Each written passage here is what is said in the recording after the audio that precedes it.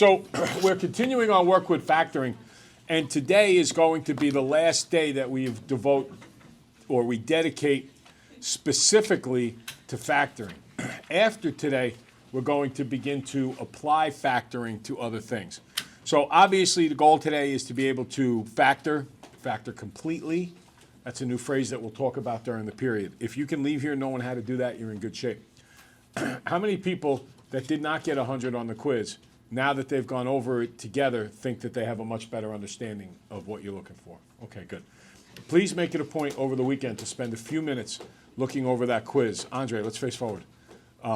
Knees on the desk, come on, the whole deal. Getting ready so that when we come in Monday, we can ace this quiz and then we can move on and go forward. Now, a number of people got number one wrong on the quiz. And I think the reason they got number one wrong on the quiz is because it began something x squared. And so many students, when they see x squared, they automatically want to put, Mrs. Daly, who used to teach here, now teaches at the high school, she would say a double bubble, which is the two parentheses side by side, or they want to start looking for a pair of binomials. The problem with that is, that's not what you're supposed to be doing first. What you're supposed to be doing first, just like looking both ways before you cross the road, is you're always supposed to look for a common factor. So as I look at number one here, it's kind of natural to look for a common factor because there's no x squared term. But even if you see an x squared term, you have to look for that common factor. And that's something we'll talk a lot about today. In number one, do you see a common factor? Yes. What is it? 5. More than just 5. 5A. 5A. They share a 5, because 5 goes into 10 and 5, and they share an A. So factoring is division. I'm going to divide out a 5A. What's 10 divided by 5? 2. The A comes out, a B is left, plus 5 divided by 5 is 1, A divided by A is 1. Now let's distribute back and see if it checks. 5A times 2B is 10AB, and 5A times 1 is 5A. So I know that I got it right. To me, the beauty of factoring is that you can always check yourself back. And by doing the quick mental check, you will know if you're right or wrong before you hand it back. With one possible exception. That exception being, if you pull out a common factor but not the greatest common factor. I think Sylvana, I think you would have had 100, but you pulled out 2x on number one instead of 4x. All right, always has to be the greatest common factor that comes out. All right, in this problem, let's look for the greatest common factor. Between 3, 9, and 12, what's the greatest common factor? 3. Now we always choose the least exponent. G cubed, G squared, there are no G's there, so G is not a common factor. H is a common factor. That leaves me with G squared minus, G cubed, I'm sorry, 3G squared plus 4. Now, I'm not so sure about that answer. What can I do to see if I'm right or if I'm wrong? Andre? Check it. 3h times g to the third is 3g cubed h. 3h times negative 3g squared is negative 9g squared h. And 3h times 4 is 12h. So yes, I did get it right. Dominique, you with me here? Okay. Question, Mike? What would happen if you did the 3 minus 9? Like if you left a 9 here? No, like if you did 3 minus 9, like 3g cubed h minus 9g squared h. Like if you did that first. You mean like a binomial? Yeah. Well, then you would have to double distribute back the binomial. But the problem with that theory is, does every term share a 9? No, so it's not a common factor to pull out. So if you went to double packages, or if you will, a pair of binomials, if you distribute back whatever you think your answer is, you'll find out that it's wrong. Okay. Next, greatest common factor, 6, 9, 18? 3. X squared, x, there's no x's there. Y cubed, y to the fourth, y to the fifth. What's the common factor? Y. Y to the third. It's always the smallest exponent. What is it always, everybody? Smallest exponent. This side of the room, I didn't hear a thing. What is it, everybody? Smallest exponent. You guys quiet. If you're on this side of the room, don't answer. What is it always? Smallest exponent. Good, okay. So this would be 2 x squared, all the y cubes came out, plus 3, I didn't touch the x, so that's still there. 3 out of those 4 y's came out. There's still 1 y left. Plus 6, and then I took out 2 of the y's, or 3 of the y's, I'm sorry, so there's y squared left. That's what I think the answer is. Now let's distribute back and check myself. 3y cubed times 2x squared is 6x squared y to the third. 3y cubed times this is 9x y to the fourth, that's right. And 3y cubed over here times this is going to be 18y to the fifth, that's right. Okay, any question on those? Now, my experience is that those are not difficult to do, particularly because the check back is so easy you can do it in your head. It's much easier than checking a double distribute back. However, kids tend to rush. They see trinomials like this, and they automatically want to go to double packages. Do not do that. Always, always, always look for a common factor, no matter what the situation. If you do that, you'll be in really good shape. You know, when I was young, I used to lie a lot. And I used to figure out, I can pull off this lie and get out of it what I wanted to get out of it. And then after a while, I started to realize a lot of things about lying were bad. Not just the moral component of it, but from a practical point of view. If you have ever lied, and if you have tried to perpetuate a lie, sometimes you forget what lie you told to which person. And then you're like, oh, wait a minute. And you wind up lying about the lie, and it gets out of control. Now, a really good example of that, there's a guy who does NBC Nightly News named Brian Williams, okay? Brian Williams has been the anchor on there for, I don't know, 15 years? Well, yeah, Brian Williams claimed to have been in a helicopter shot down, and the troops surrounded him, and his life was in danger, and all this other kind of stuff. Well, it just came out today, 10 to 15 years after the fact, that he's lying completely. So no matter what, if you lie, it may take years, but it generally comes back to get you, okay? Same thing with factoring. Not that lying is going to get factoring wrong, but if you don't look for a common factor first, often it will come back to get you later in the problem that you didn't look for that common factor. So, just like you learn at some point in your life that you never want to lie, no matter how old you are. Brian Williams is in his 50s. He told a lie when he was in his 40s. He now he makes $10 million a year, and he is in a position to lose his job because of this lie that he told. It's a big lie. He could be out $10 million because of a lie.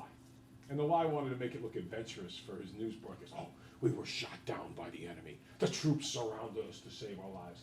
And he was full of crap the whole time. They did. They bought it. Because you know what? He's the newsman. And there's an expectation when you turn on the news at night that you're being told the truth. And only as you get a little older do you get to understand that these guys are liars. And they're going for ratings. Yes? How do they fake that? They just Well, he had no say that? video of it really, per se. And he just told the story. And when you are, I mean, it's a lot to accuse a guy who gives you the news every night of lying.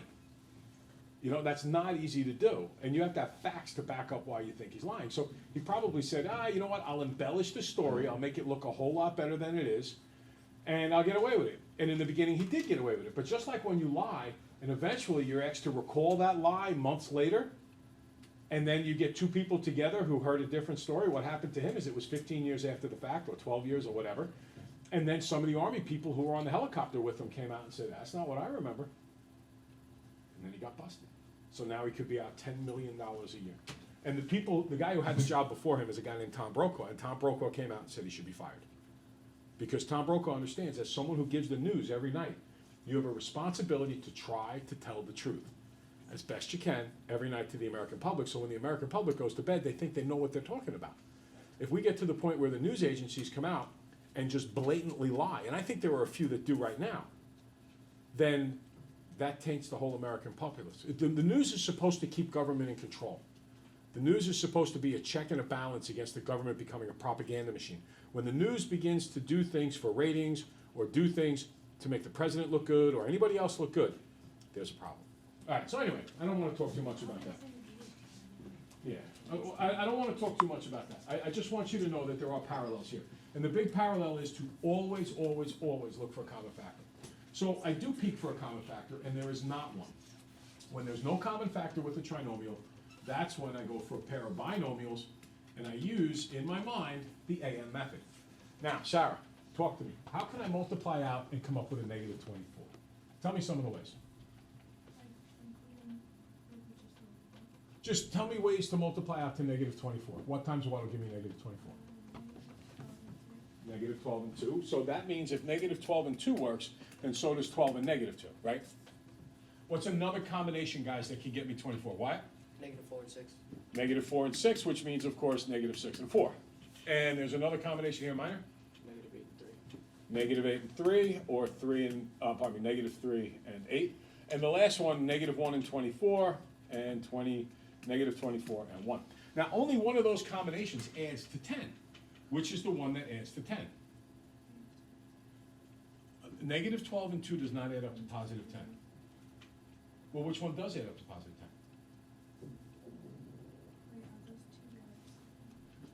They're not the same, because here the 12 is negative, here's the 2 negative. Yeah, this is -8 and 3, -3 and 8. These are 1, 2, 3, 4, 5, 6, 7, 8 possibilities. Which one of those 8, when you add them, comes up with positive 10? 12 and -2. So therefore, my answer is x plus 2, 12, I'm sorry, x minus 2. Okay? So in your mind, you can either write the list out like this, or you can keep it in the head and then figure out what it is from there. Okay. Question? You know how you said like it always has to like match up, like the first part, Match up. like the symbols, the signs, like negative. Didn't you say that yesterday? I don't understand what you mean by match Like- up. Like you see how it's positive 10 up top and then positive 12 at the bottom, like if you're looking at it. Oh, this is what I said. I said that one of the things you have to realize is that as long as there's a 1 here, it's a leading coefficient of 1, this will always be the sign of the bigger number. So it has to go with the 12. Oh, it's like the bigger number. Yes, and the reason is, if the signs are the same, the rule is to add and keep the same sign, so the sign's gonna stay. And if the signs are different, you gotta subtract and keep the sign of the bigger number. So since that's what I'm keeping, that has to be the bigger number, okay? All right, so now we take a look at letter B, and actually, before I do letter B, let's go to letter C and come back to B, because B is part of today's lesson. Now, as I look at C, is there a common factor? Yeah. No. So we go to Plan B. Plan B means, put the 2 here, that gives me x squared plus 7x plus 6, no common factor, double packages, what do I get? Leanne?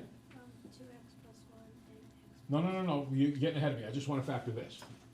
You gave me the final answer. X plus 1 and x plus 6. Good, x plus 1, x plus 6. Now, the problem is, in Plan B, I multiplied by 2 here, which means I changed the question. But how do I balance it out by multiplying by 2? Wyatt? Divide by 2. Divide by 2. So I divide by 2 here. And this is not reducible, so I go to that elementary school trick, 2x plus 1. And this is reducible, x plus 3. Then they both get the elementary school trick.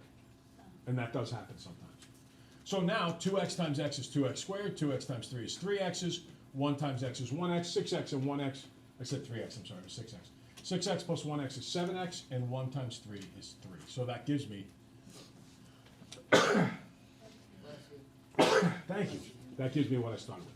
Any question on that? Okay, so let's look at the guy in the middle, because this is one of 2 things that I want to emphasize for today. I want you to know something, and the one in the middle, I actually, and this is common, it's not just me. This, as you can tell, actually I wrote this one out, but in a minute we're going to do a ton of them with Common Core font. This is actually a shorthand way of writing something. You know how when we're texting we write LOL? What's that mean? I know what some of the things kids write on there that they shouldn't write. Parents on their Facebook pages, they circulated this thing that shows abbreviations that kids put on the text, so that, Yeah, I saw that. like, Nobody uses right, those. like parent in room. Nobody And uses those. nobody uses those? No. Good, that means you're good kids and you're staying out of trouble, because all of those were bad. Did you see the list? Yeah. Yeah, that was a bad list. Yeah. I think Okay. that was the trio. Now, x squared minus 9, we don't really write this out, but what this really is, Dominique, head in the game here, is x squared plus 0x minus 9. See, I don't need to write the 0x in the middle, because 0x is just nothing, okay? So what we're really asking here, if I go AM, is what 2 numbers multiply out to -9 and add up to 0? Oh, wait, -3 and +3. That's right. So the answer's gonna be x plus 3, x minus 3. Oh, I didn't know. Now, check yourself by multiplying back. X times x is what? X squared. Minus 3x plus 3x. What does that add up to? 0 x's. So there's nothing to put there, and then 3 times -3 is -9. Now, this one actually has a special terminology. We call this the difference of two perfect squares. What I just say? Difference of two.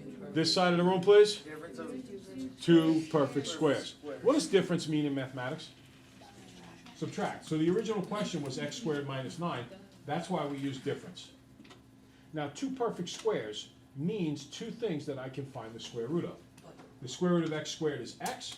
The square root of 9 is 3. So if I see a difference of two perfect squares situation, it can also, even though it's a binomial, that's one of the rare binomials that can break down to two more binomials, and it's going to be the square root and the square root. So it's x plus 3, x minus 3. Yes? Well, we do the same thing if the minus on the addition sign. No.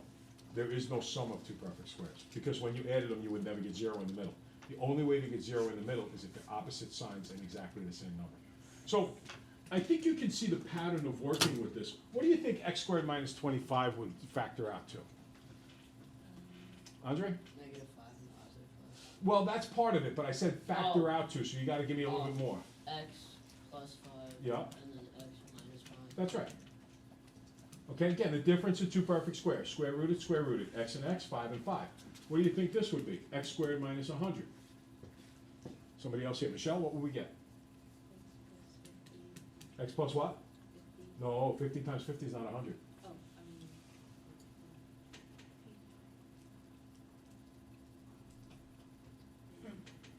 What's the square root of 100? That's right, so it's x plus 10, x minus 10. What if I did x squared minus 49? What would that be? -7 and? +7. Good. Just a little bit of a curveball here. What if I did 4x squared minus 81? Wait. 2x. Oh, I got it. 2x Plus 9, good, and what? 2x minus 9. What if I did 100x squared minus 1? What would we get 100x squared minus 1? What would we get there? Somebody on this side of the room, please. Olivia, what do you think? Not 50. Everybody, when they do 100, everybody wants to do 50. It's square root, it's not half. 10x, and then what? Square root of 1, this is a killer. Good, plus 1, and? 10x minus 1.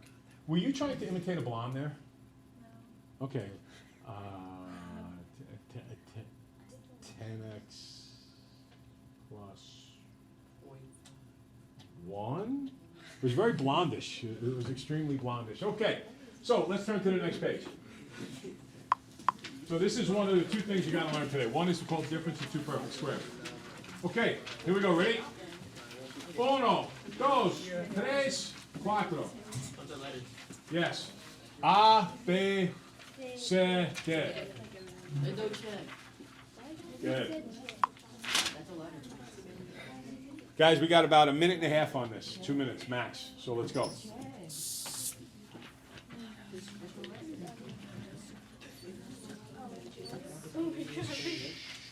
Come on. Andre, focus here, right?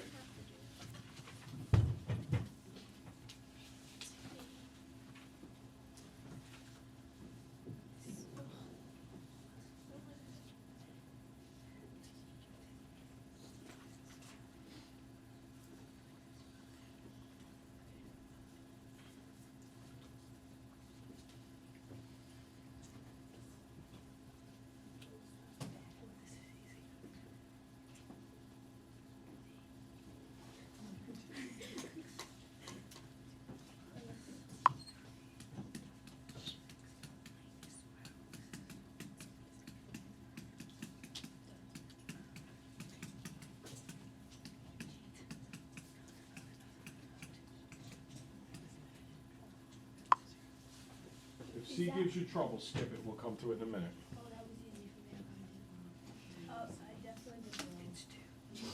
What do you think, guys?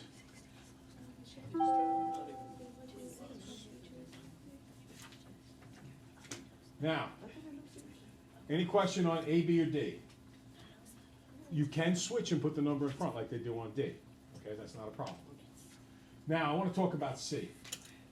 What does C have that we haven't yet done with a difference of two perfect squares? Wyatt? Two different roots. Well, that I'm not, that's a true statement, but there's something more I'm looking for. Audrey? Wait, wait, Common factor, right? What's the greatest common factor between 16 and 36? No, 4. 8 doesn't go into 36. So it's going to be 4 times 4h squared minus 9k squared. Now, this is very important. Listen carefully. The last thing we have to learn today, I hope the bell doesn't ring. If it does, we're covering it now. But these words, factor completely, it's code. It means 2 steps. It means there will always be a common factor, and there will always be a step after that with a quadratic. So factor completely means 2 steps. We just did step 1. Step 1 was to pull out the 4. Now, I'm going to do the difference of two perfect squares here. What's the square root of 4h squared? Square root of 4h squared. Is 2h, good. And the square root of 9k squared? 3k. So plus 3k minus 3k. And that gives me the correct answer. Now, do not back up because I want to use the last minute. Let's take a look at the next one. Now we introduce the idea of factoring completely. As soon as you read factoring completely, what are you thinking? 2 steps. As soon as you see factoring completely, what are you thinking? 2 steps. Okay, so what do you think the first step is on number 1? Cut the factor. Pull the 3 out. Go ahead, do that.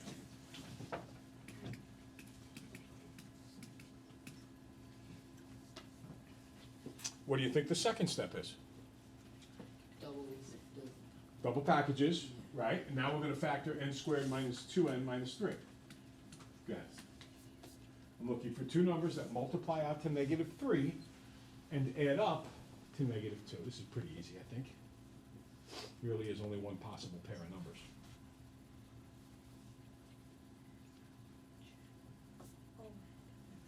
What do we get? Wilfredo? That's right. I could multiply back, but I don't want to right now. Number 2, what's the common factor you pull out first? 4. Go ahead, do it.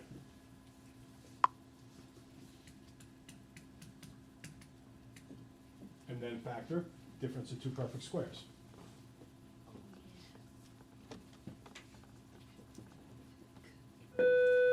That would be 4 times x plus 3 times x minus 3. Great. Okay, folks. After this, we start applying the factoring. If you still struggle with factoring a little bit, make sure you watch the video. Come to Extra Help Monday morning, right? I had nobody at the library on Tuesday. I'm surprised. Come on down Tuesday if you're still struggling.